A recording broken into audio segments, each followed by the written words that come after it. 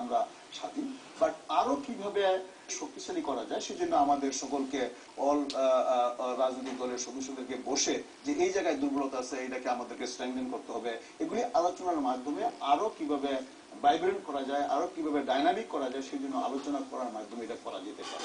But এই মুহূর্তে এটা স্বাধীন। ধন্যবাদ। এখান থেকে যুদ্ধাপরাধীদের মধ্যে অনেকেই এখন খুব ভালো অবস্থানে রয়েছে। তো আমার কোশ্চেনটা হচ্ছে সেখানে আজকে যখন অনেক মুক্তিযোদ্ধা খুব খারাপ অবস্থায় রয়েছে, বিকারগ্রস্ত বা মানে ল্যাংড়া খোনা যাই বলি আমরা, কিন্তু সে কোনো ভাতা টাতা পাচ্ছে না, অপরদিকে একজন যুদ্ধাপরাধী সেই ভাতাটা নিজের নামে নিয়ে যাচ্ছে। তো এইখান থেকে বের হওয়ার জন্য আমাদের সরকার এখন কি ব্যবস্থা গ্রহণ করছে? Thank you very much. একজন অমুক্তিযোদ্ধা বা যুদ্ধ অপরাধী ভাতা কখনোই সে পেতে পারে না যদি না কোনো মুক্তিযোদ্ধা গ্রুপ তাকে সাহায্য করে। অন্তত পক্ষে 2-4 জন মুক্তিযোদ্ধা শনাক্ত করতে হবে, বলতে হবে যে সে আমার সাথে যুদ্ধ করেছে বা সে মুক্তিযোদ্ধা। যদি সে যুদ্ধ অপরাধী হয় আর মুক্তিযোদ্ধারা নিজেরাই তাকে যুদ্ধ অপরাধী না বইলা মুক্তিযোদ্ধা বইয়া ভাতা দেয়, সেটা তো আসলে তো সরিষার মধ্যে ভূত খেলে তো ভূত সরাবে কে? আমাদের মুক্তিযোদ্ধাদের কাছে সবসময় আমাদের আহ্বান থাকছে যে কখনো যদি কোনো অবস্থায় দেখা যায় যে একটি অমুক্তিযোদ্ধা মুক্তিযোদ্ধার তালিকায় তার নাম লিখাতে সক্ষম হয়েছে কোনো না কোনো ফর্মে, আমাদের কাছে নাম প্রকাশ করেও জানাতে পারে, নাম অপ্রকাশ করেও সে আমাদেরকে জানাতে পারে। আমরা এখানে কোনো কম্প্রোমাইজ করার কোনো ক্ষেত্র নয়, because it is the prestige and pride and dignity of মুক্তিযোদ্ধা ইজ ইনভলভ। সেখানে আমরা কোনো অবস্থাতেই কোনো কম্প্রোমাইজ করার সুযোগ নেই, আমরা এটা কঠোর হস্তে নিয়ন্ত্রণ করছি।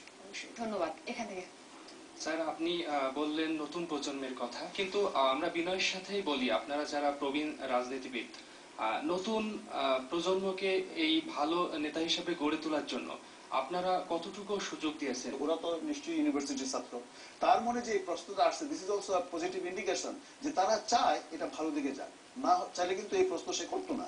এই জিনিসগুলি আমার মনে হয় যে আমরা ক্যাপিটাল হিসেবে ধরে নিয়ে আমরা সামনে বাড়তে পারি এবং আমাদের নতুন প্রজন্মের ছেলেদের মধ্যে থেকে নেতৃত্ব ভবিষ্যতে বেরিয়ে আসবে এবং তাদের প্রত্যেকটি ছাত্রের মনে যখন এই ভাবনা এসে যাবে, দ্যাট উইল বি আওয়ার মানে সাকসেস। সেটাই হবে আমাদের মানে সবচেয়ে গুরুত্বপূর্ণ বিষয়, যেটা আমরা চেষ্টা করছি।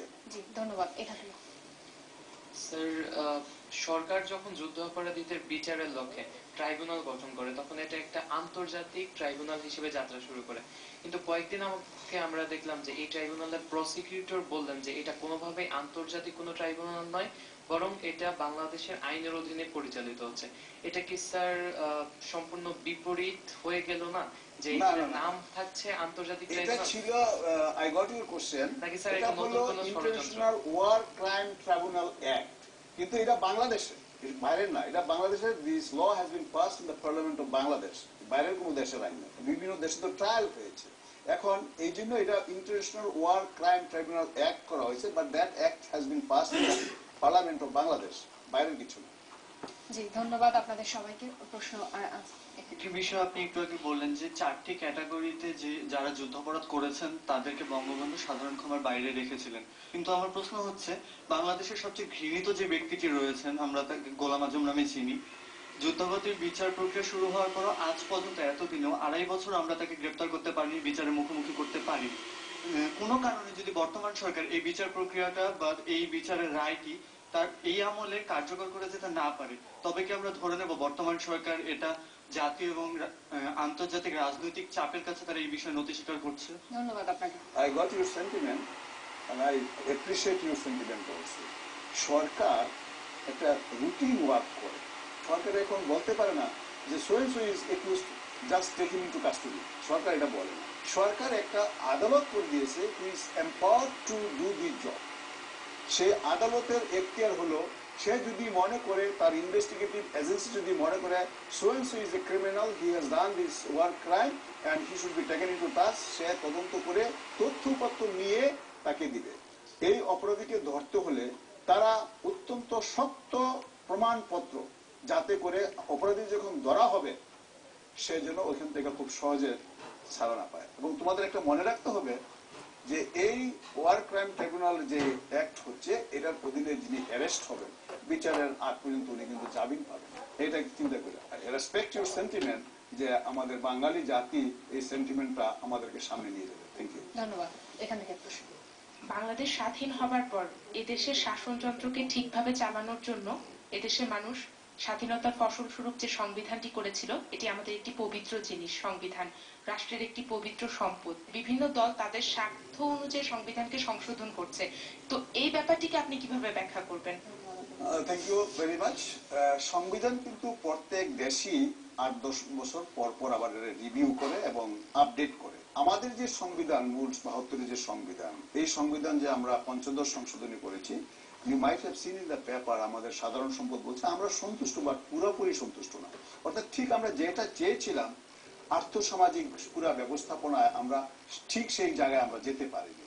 তো আমাদের এই বাংলাদেশে জিয়াউর রহমান সাহেব প্রথম লাগাইলো সংবিধানের মধ্যে বিসমিল্লাহির রহমানির রহিম। তারপরে এরশাদ সাহেব এসে লাগলো রাষ্ট্রধর্ম।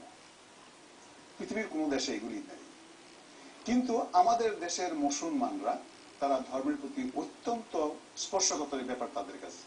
মদিনা রাষ্ট্র যখন গঠিত হয়, আমাদের প্রফেট হযরত মুহাম্মদ মুস্তাফা সাল্লাল্লাহু আলাইহি ওয়াসাল্লাম যখন ওখানে করেন, সেখানে কিন্তু উনি বিসমিল্লাহ বলে শুরু করেন নাই বা রাষ্ট্রধর্ম বলতে কিছু উনি রাখেন নাই। যে কোনো ভাবে রাষ্ট্রের কর্তা প্রথমে একজন লাগাইছে বিসমিল্লাহির রহমানির রহিম, আরেক রাষ্ট্রপতি এবং দুইজনেই সামরিক বাহিনী, আরেকজনে এই সংবিধানের সংযোজন করছে আপনার রাষ্ট্রধর্ম ইসলাম। এখন আমরা যদি এটা রাষ্ট্রধর্ম ইসলামকে এখন বাদ দিতে যাই, আমরা যদি বিসমিল্লাহকে এখান থেকে সরাই ফেলতে চাই, স্বাধীনতার 40 বছর পরে আমাদের আর্থসামাজিক ব্যবস্থাপনায় ধর্মীয় বিভিন্ন ক্ষেত্রে কিন্তু অনেক পরিবর্তন আসছে। সেই কারণে আমরা হয়তো এই মুহূর্তে পুরাটা করি নাই, তবে আমরা কি করেছি যে রাষ্ট্রধর্ম ইসলাম বা হিন্দু, খ্রিস্টান, বৌদ্ধ অন্যান্য দলের অন্যান্য ধর্মের লোকেরা সম অধিকার এবং সমান সুযোগ ভোগ করবে রাষ্ট্রের কাছ থেকে, এটা পালনের জন্য সেটা আমরা অ্যাড করে দিয়েছি। যদি আমরা একটা ধাপ এগিয়ে গিয়েছি, আমরা যদি ভবিষ্যতে সুযোগ পাই তখন আমরা আবার মূল সংবিধানে ফেরত যাওয়ার চেষ্টা করব। আমার একটি প্রশ্ন আছে এবং এই প্রশ্নের মাধ্যমে আমরা আমাদের অনুষ্ঠান শেষ করব। সেটি হচ্ছে যে আপনারা মুক্তিযুদ্ধের পক্ষের শক্তি এবং সেই শক্তির মধ্যে ধর্ম নিরপেক্ষতার কথা আছে। এবার আমরা অনেক আশাবাদী ছিলাম, কিন্তু সেই পর্যায়ে যায়নি, কেন? আমরা তো এই জিনিসটা শুরু করেছি 11 মাস সময় লেগেছে। আমরা বিভিন্ন ওয়ার্কস অফ লাইফের সাথে আমাদের যে এই সংবিধান পরিবর্তন করার যে কমিটি করা দেওয়া হয়েছিল আমাদের উপনেতার মাধ্যমে, তারা 11 মাসে বিভিন্ন শ্রেণী পেশার মানুষের সাথে কথা বলেছে। কথা বলে বাংলাদেশের আর্থসামাজিক অবস্থা, রাজনৈতিক অবস্থা, সমস্ত অবস্থা বিশ্লেষণ করে তারা এটা সুপারিশ করেছে এইভাবে ভালো হয়। আমরা অনেক কিছুই চেয়েছিলাম, সব আমরা পাইনি, বাট আমরা তো শুরু করেছি। এটা সামনে আমরা পাবো, আমরা আশা করি সামনে এমন হয়তো আমাদের হতে পারে। ধন্যবাদ মাননীয় প্রতিমন্ত্রী। কথা বলছিলাম মুক্তিযুদ্ধ বিষয়ক প্রতিমন্ত্রী জনাব এবি তাজুল ইসলামের সাথে।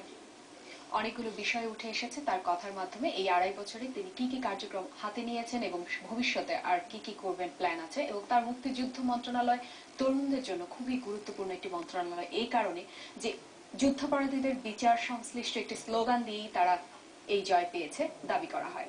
অনেকেই বলেন যে যুদ্ধাপরাধীদের বিচার আদৌ হবে কিনা, এটি কি কেবল রাজনৈতিক ইস্যু হয়ে থাকবে?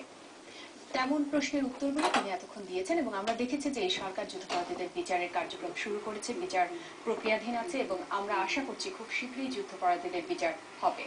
এই প্রত্যাশা নিয়ে শেষ করছি আজকের অনুষ্ঠান। আপনারা সবাই ভালো থাকেন, সুস্থ থাকুন।